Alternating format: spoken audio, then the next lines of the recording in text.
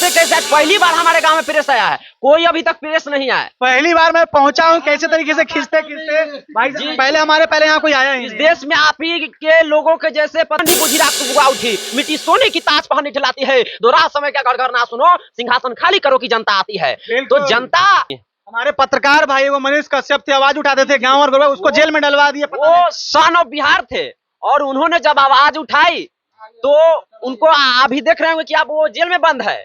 यानी कि ये सरकार की इतना ज्यादा रुतबा बढ़ चुका है कुशासन की तरह कि प्रेस पर भी प्रतिबंध, जो कि भारतीय संविधान के अनुच्छेद संख्या 19 अधिकार देता है कि आपको बोलने की आजादी है, आपको प्रेस के अधिकार है।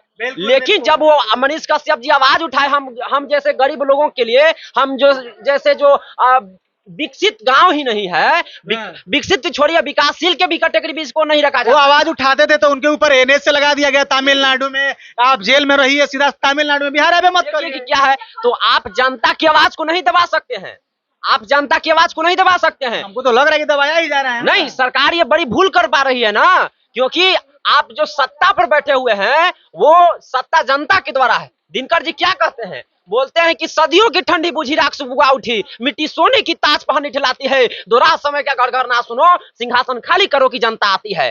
तो जनता आपको चुनी है, तो आप सत्ता पर बैठे हुए हैं। लोकतंत्र में जनता ही मालिक होता है। जिस दिन जनता खिसिया गया तो आपको कहां उठाकर फेंकेगा आपको पता भी नहीं चलेगा। मैं आपको बता रहा हूं, जनता ही चुनी है ना। जनता के द्वारा प्रस्तावना में यह बताया गया कि जो सरकार की, यहाँ की कार्यपालिका, विधायिका और न्यायपालिका तीनों को जो सत्ता की शक्तियां मिली हुई है वो जनता के द्वारा मिली हुई है। बिल्कुल जनता नहीं दिया है। लोकतंत्र का अर्थ ही होता है जनता का, जनता के लिए और जनता के द्वारा शासन। लेकिन यहाँ तो जनता से वोट लिया जाता है और जनता को ही पैरों तले कुचल दिया जाता है भाई साहब। यही सरकार की मानसिकता बनी हुई है। उसको क्या लोकतंत्र बोलेंगे कि और क्या बोलेंगे? और विदेश में मोदी जी जाते बोलते हैं कि ये 70 की दशक वाला नहीं है, 47 वाला देश नहीं है।